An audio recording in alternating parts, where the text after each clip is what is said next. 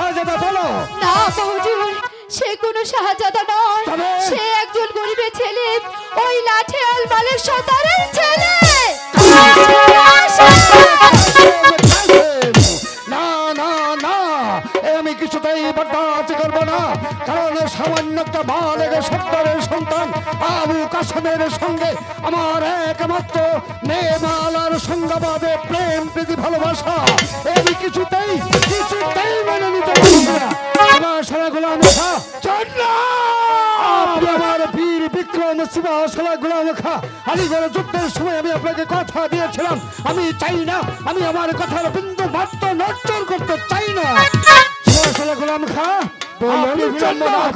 এই মুহূর্তে চলে যাবেন মালিক সর্দারের বাড়িতে, আমার আদেশটাকে জানিয়ে বলবেন তার একমাত্র কুলাঙ্কার পুত্রকে যেন তার বাড়ি থেকে অতি বিলম্বে তাড়িয়ে দেয়। যদি তাড়িয়ে না দেয় তাহলে আমি তার সমাজে শিক্ষা দেবো। মনে রেখো ছোঁয়া গোলাম খা, এ হচ্ছে মিশরের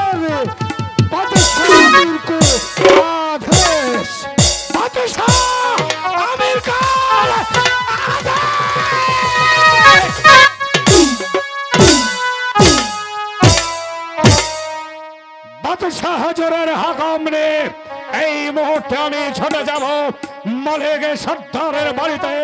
আমি যা বলার আদেশ জানি আমি তাকে বলবো, সে যেন তার এই পালিত সন্তান আবু কাসেমকে তার বাড়ি থেকে তাড়িয়ে দেয়। আর যদি তাড়িয়ে নে দেয়, বাড়ির বাচ্চা কাসেম, তুই আমার হাত দিয়েছিস, আমি তার ছিনে আনবো, তবেই আমার নাম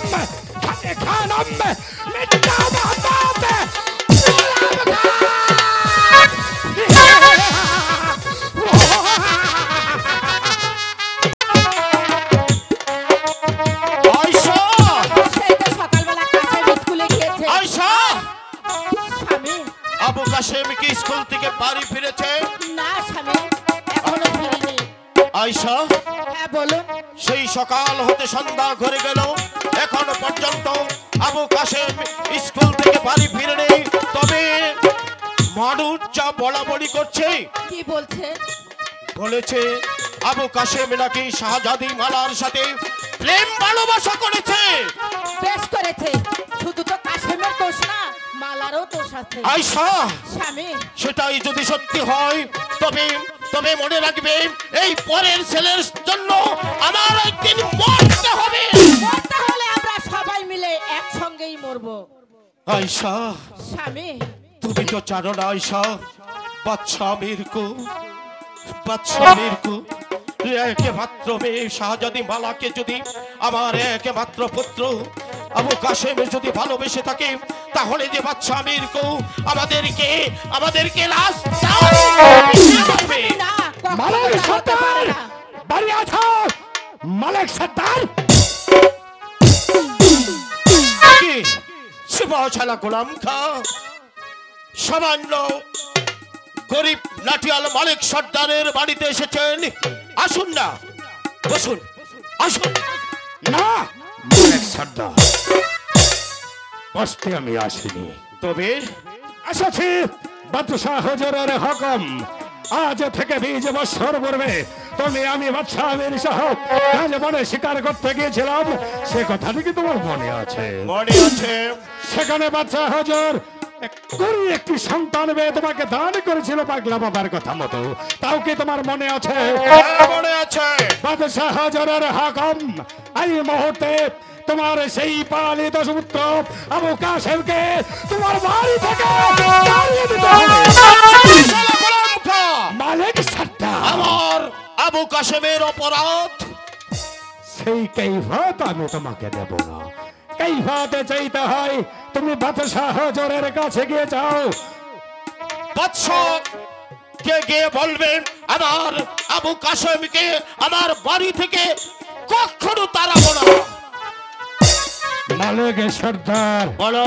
আমি তোমাকে বলছি, রাজাদেশ যদি অমান্য করো তাহলে তোমার ভবিষ্যৎ ভালো হবে না। আল্লাহ হুজুর, আব্বা হুজুর, কি নিয়ে কাসেম কি বলছে? কি ভালো হবে না? ও কিছু নয়, এটা রাজনীতির আলোচনা। আব্বা তুমি হুজুর, তুমি স্কুল থেকে ফিরেছো? হ্যাঁ শুধু তাই নয়, আমি পরীক্ষায় ফার্স্ট ক্লাস পেয়েছি। তাই হ্যাঁ সত্যি মা। তুমি পরীক্ষায় ফার্স্ট ক্লাস পেয়েছো? হ্যাঁ এ যে অনেক আনন্দের কথা। আব্বা হুজুর, পরীক্ষায় পাশ করেছি। এবার কিন্তু আমাকে নতুন একটি পাঞ্জাবি কিনতে হবে, আর মাকে একটি নতুন শাড়ি দিতে হবে। অবশ্যই অবশ্যই টাকা দিতে হবে। টাকা আমি দেব, তা নিয়ে ভাবতে হবে না। বাপ্পি, তুমি এবার খেয়ে দে বিশ্রাম করো, গিয়ে যাও। ঠিক আছে। একই সিপাহ সালার গোলাম খা হঠাৎ এই গরিবের দরবারে। আসুন না, কিছু ডাল ভাত খাবেন একসঙ্গে। তাদের বাড়িতে এসেছি বলে আমি খাবো শাক ভাত, আমি খাবো রাজভোগ।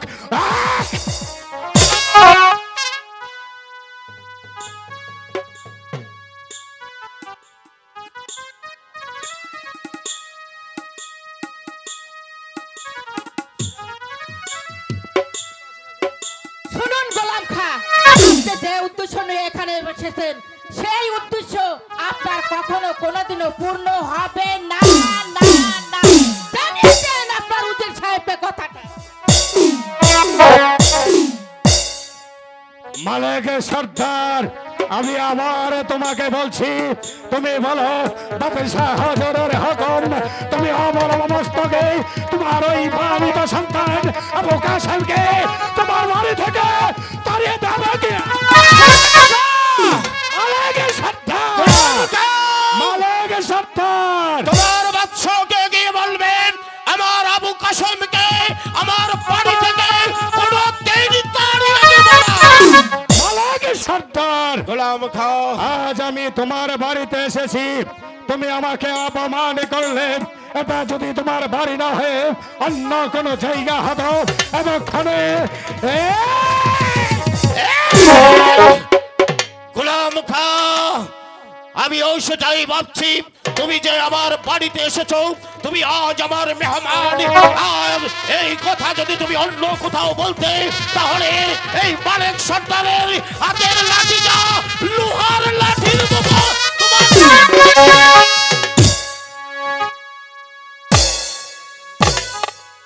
গোলাম খা, তার মানে তুমি বাদশাহ হুজুরের হুকুম মানবে না? না, তোমার বাচ্চাকে গিয়ে বলবে বীর নাটিয়াল মালিক সর্দার তার আদেশ প্রত্যাখ্যান করেছে। এবার তুমি বেরিয়ে যাও, বেরিয়ে যাও গোলাম খা। মালিক সর্দার, গোলাম খা, বেরিয়ে যাও। আমি বলছি আমার বাড়ি থেকে তুমি বেরিয়ে যাও। বেশ, আমি তাই যাচ্ছি মালিক সর্দার।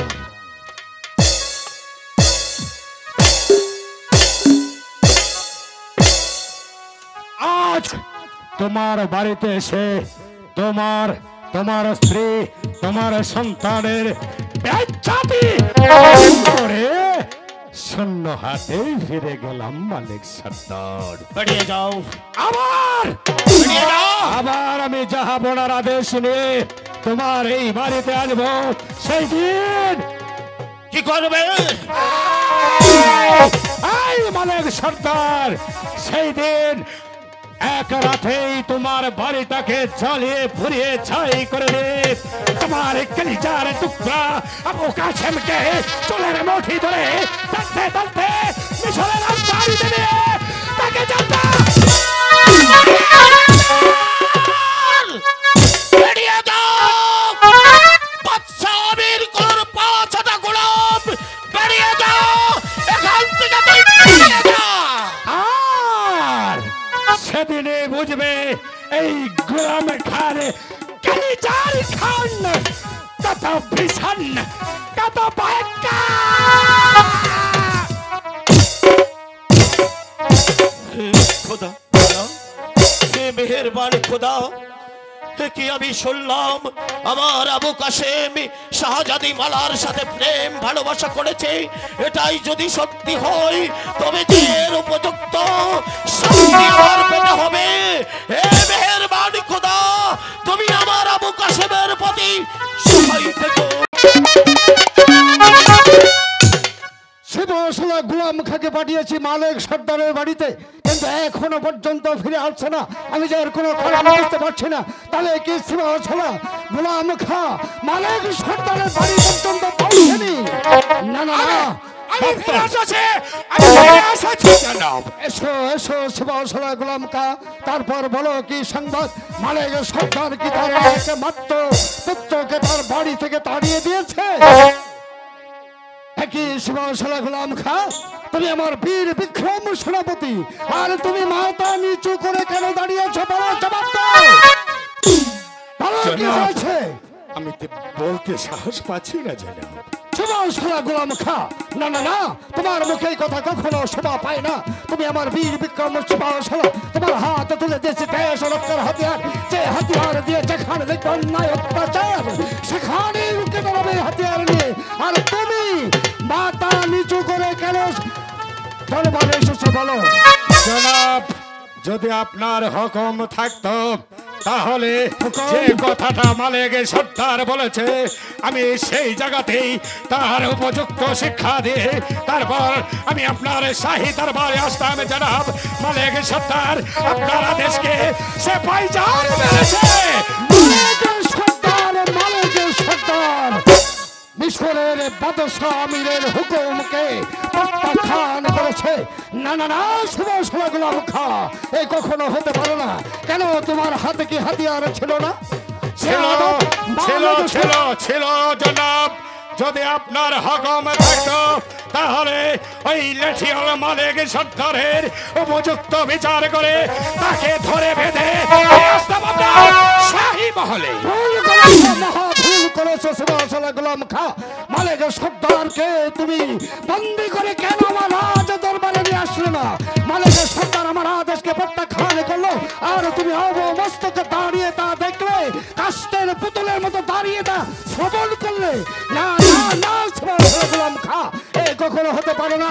পুনরায় আমি তোমাকে আদেশ দিলাম, এই মুহূর্তে চলে যাবে আবার সেই মালিক সর্দারের বাড়িতে, তার কুয়াঙ্গার পুত্র আবু কাশেমকে যেখানে যে অবস্থায় পাবে তাকে লৌহ শৃঙ্খলিত করে বেঁধে রাজ দরবারে নিয়ে আসবে।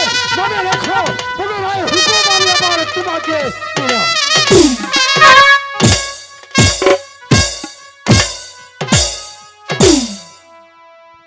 যাব না, আপনার হুকুমের আর প্রয়োজন হবে না, কারণ আমার কলিজাটাকে ছিঁড়ে ওই বাদির বাচ্চা আবু কাশেম ভোগ করবে তা কিছুতেই হতে পারে না। আমি আমি ওর কলিজাটাকে ছিঁড়ে তার রক্ত নিঃশ্বাসে পান করব। তুমি আমার নাম খান খান মোহাম্মদ গোলাম খা।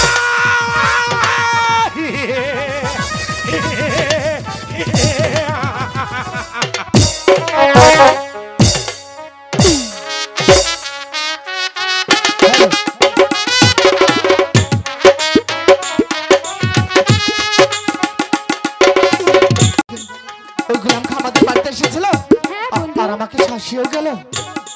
তোমার অনুমান সত্যি।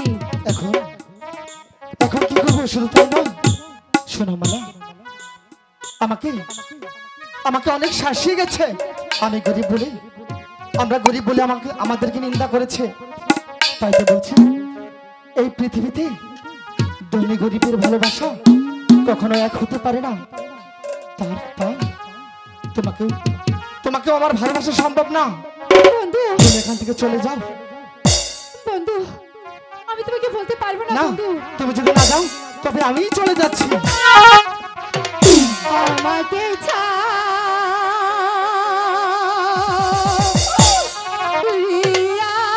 স্বামী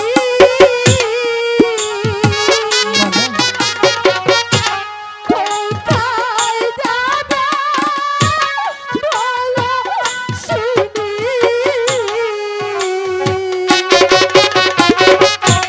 সঙ্গে করে নিয়ে যাবে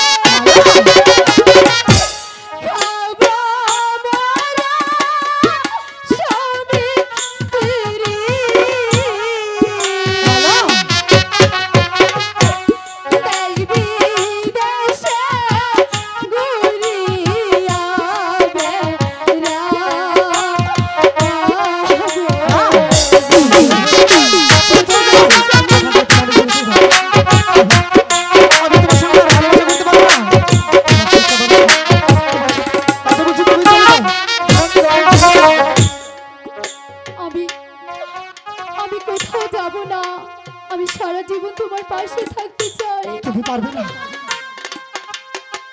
আমার আমার জীবন চলে যাবে, তারপরে যে আমি তোমাকে বলতে পারবো না। মালা, সত্যি সত্যি পারবে তো? সত্যি বলছি, যত বাধা বিপত্তি আসে তখন তো আমাকে ছেড়ে যাবে না। কখনো যাব না, এই জীবনে নয় বন্ধু, আমি তোমাকে মালা, ছাড়া বাঁচতে পারবো না।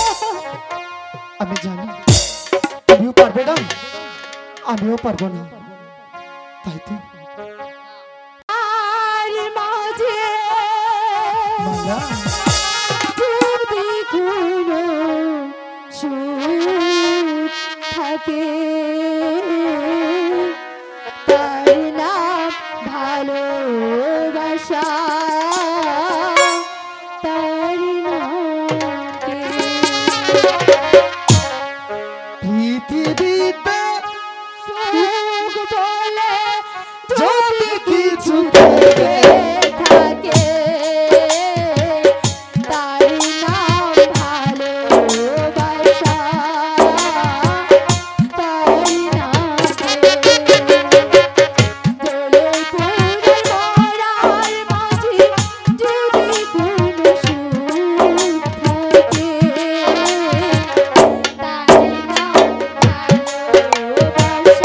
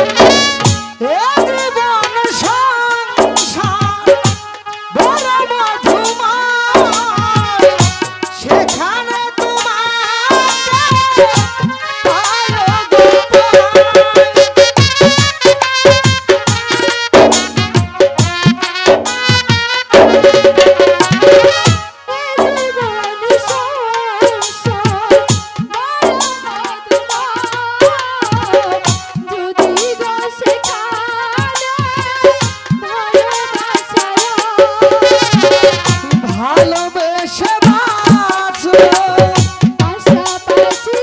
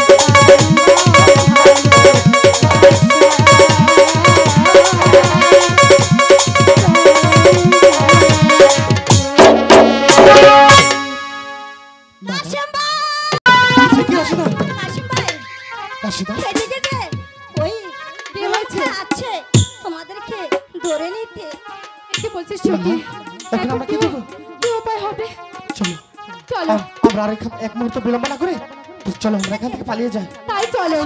তাই চলো।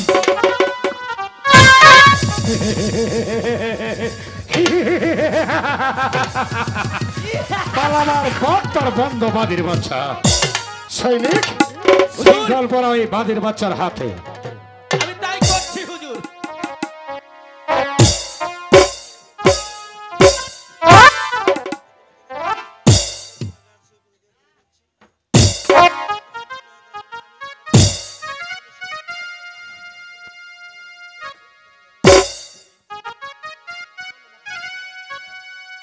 আর আপনি কি করে ভাবতে পারলেন বিনা যুদ্ধে আমি আপনার সাথে বন্ধুত্ব স্বীকার করব?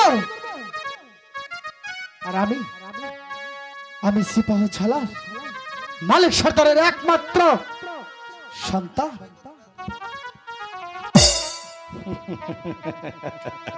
অর্থাৎ মিশরের বীর বাহাদুর বীর বিক্রম সিপাহ সালা গোলাম খাঁর সঙ্গে অস্ত্র ধরবে, কিন্তু অস্ত্র পাবে কোথায়? তাই তো ভাবছি আমি অস্ত্র পাবো কোথায়? আমি জাস্ট নিরস্ত্র। এই বালির বাচ্চা, তুই সিপাহ সালা গোলাম খাঁর সঙ্গে অস্ত্র ধরবি, অস্ত্র পাবি না সেটা কোনো কথা হলো? এই নে বালির বাচ্চা, আমি তোকে অস্ত্র দিচ্ছি।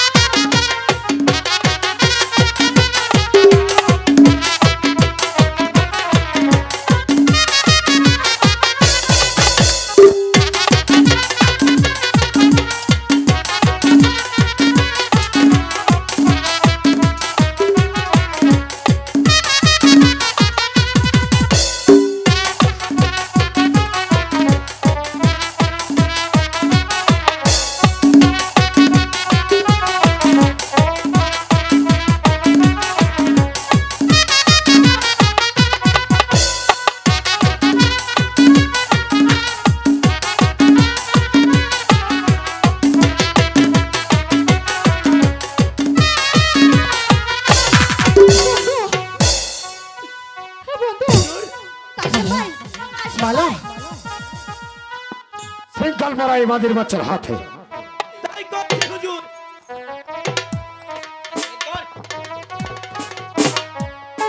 ওর কোনো দোষ নেই, ওকে ক্ষমা করুন, আমাকে বন্দি করুন।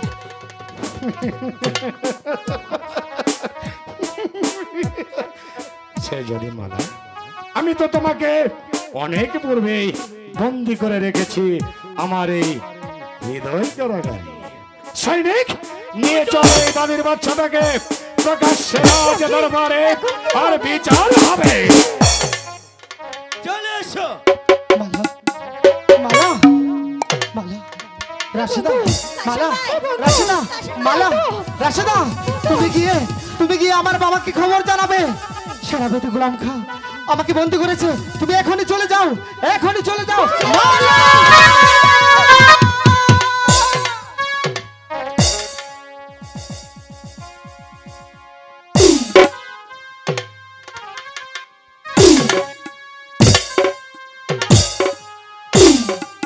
শোনো শাহজাদি মালা, বাদশাহ হজর আলীগড় যুদ্ধের সময় আমাকে প্রতিশ্রুতি দিয়ে দিয়েছিল, আমি যদি সে যুদ্ধে জয় হতে পারি তাহলে নির্দ্বিধায় তোমাকে আমার সাথে শাদী দেবে। আর তুমি তো জানো আমি তোমাকে আমার মন প্রাণ দিয়ে ভালোবাসি। কিন্তু আমি তো তোমাকে ভালোবাসি না, আমি তো মন প্রাণ দিয়ে ওই কাশেমকে ভালোবাসি। ওই বাদির বাচ্চার কথাটা তুমি তোমার মন থেকে একেবারে মুছে ফেলো, কারণ ওই বাদির বাচ্চা কোনোদিনই তোমার হবে না। কারণ আমি তোমাকে ভালোবাসি, বাচ্চা হজর আমাকে হকম দিয়েছে। আচ্ছা, বাদর দেখেছো কখনো? শোনো শাহজাদি মালা, তুমি আমাকে যত অপমান করো, তিরস্কার করো, আমি যদি ইচ্ছে করি এই মুহূর্তে আমি তোমার কাছ থেকে আমার ভালোবাসাটুকু আদায় করে নিতে পারি, কিন্তু তা আমি করবো না। কারণ জানো আমি তোমাকে ভালোবাসি। তুমি ওই বাদির বাচ্চা কথাটা মন থেকে একেবারেই মুছে ফেলো, কারণ দুরুজপাত তোমার সাথে আমার তোমার আশা কখনো পূর্ণ হবে না। বাদর দেখেছো কখনো? দেখেছি। আচ্ছা, বাদরের গলায় ওই মুক্ত মালা কি শোভা পায়? তুমি কি এই শোভা পায় এই জুতোর মালা?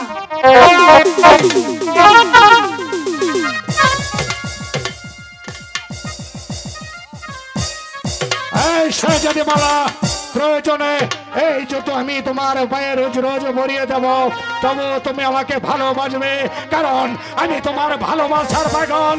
প্রয়োজন হলে এই মিশর রাজ্যটাকে এক রাতেই আমি তোমার থালায় পরিণত করব, তবু তুমি আমাকে ভালোবাসবে, কারণ আমি তোমার ভালোবাসার পাগল।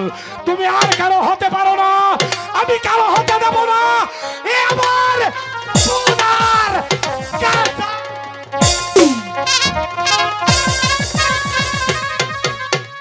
প্রয়োজনে এই মিশর রাজ্যটাকে আমি একটা মরুভূমি বানিয়ে দেব, তবু আমি তোমাকে চাই। তোমাকে পেতে হলে ওই দুটাকে যেতেও রাজি।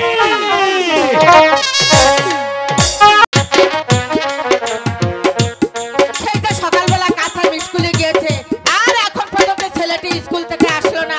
আয়শা, স্বামী, আজও কি আবু কাশেম স্কুল থেকে বাড়ি ফিরেনি? না এখনো ফিরিনি।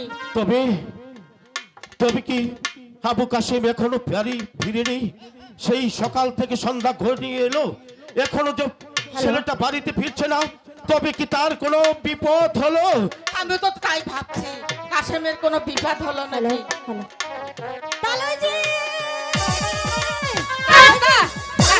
রাশিদা, কি হয়েছে? সেনাপতি গোলাম খা কাশেম ভাইকে ধরে নিয়ে গেছে। গোলাম খা!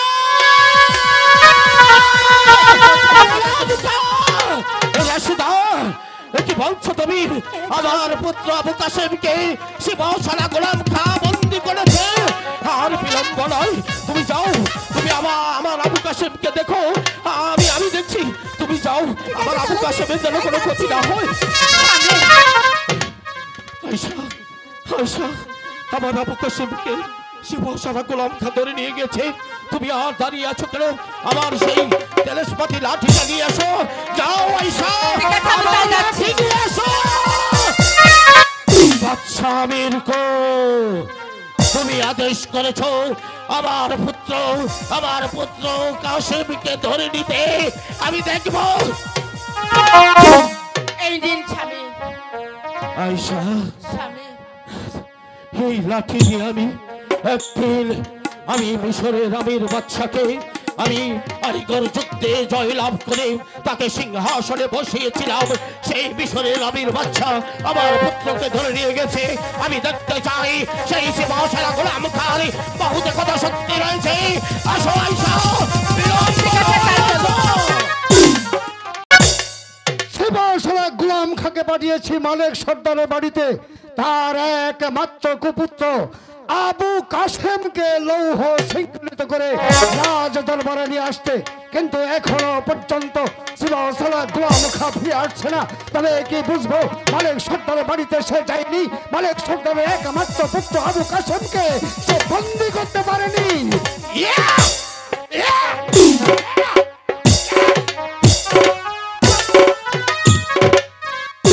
জানাব, আমি আপনার হুকুমে এই বাদির বাচ্চাটাকে শৃঙ্খলিত করে চাবুকে মারতে মারতে নিয়ে এসেছি। আপনি তার বিচার করুন। সত্যি সত্যি তোমাকে ধন্যবাদ দেওয়ার ভাষা আমি হারিয়ে ফেলেছি। তুমি আমার বীর বিক্রম সেবাশালা গোলাম খা, মালিক সর্দারের একমাত্র পুত্র আবু কাসেমকে লৌহ শৃঙ্খলিত করে রাজ দরবারে নিয়ে এসেছো, এজন্যই তোমাকে অসংখ্য ধন্যবাদ। তুমি সেই আবু কাসেম, তুমি মালিক সর্দারের একমাত্র সন্তান, তোমারই নাম আবু কাসেম তাই না? আমারই নাম আবু কাসেম। তোমার এত বড় সাহস, তুমি আমার একমাত্র কন্যা সে যদি মালার দিকে হাত বাড়িয়েছো, একথা কি সত্য? এই কথা সত্য।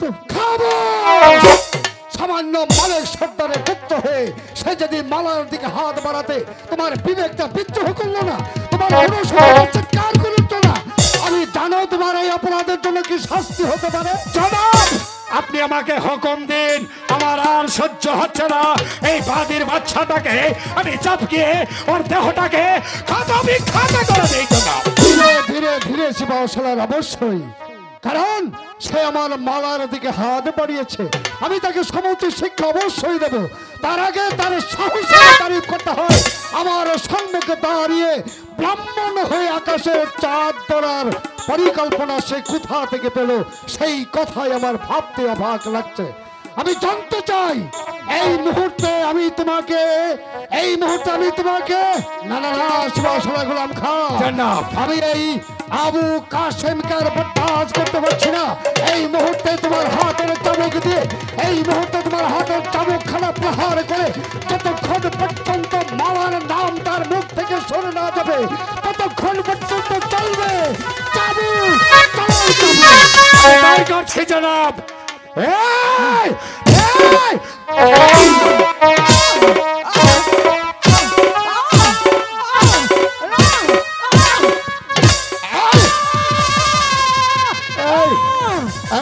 বাচ্চা বল, আমি শেহজাদি মালাকে ভুলে এই রাজ্য থেকে চলে যাব।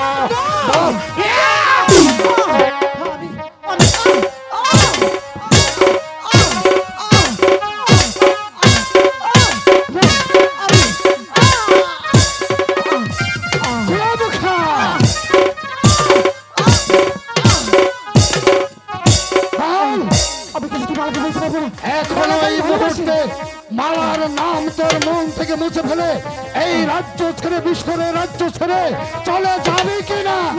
যদি না যাস তাহলে তোর শাস্তি হবে অনেক কঠিন। না না না, এভাবে চাবুকের প্রহারে হবে না। পর্যন্ত চাবুক মারবে ততক্ষণ পর্যন্ত আমার স্নায়ুতন্ত্র উচ্ছেদিত হয়েছে। এই জানোয়ার, এই বেয়াদব যে দুটি চোখ দিয়ে আমার একমাত্র কন্যার দিকে নিরূপ দৃষ্টি দিয়েছে, এই মুহূর্তে ওর চোখ দুটি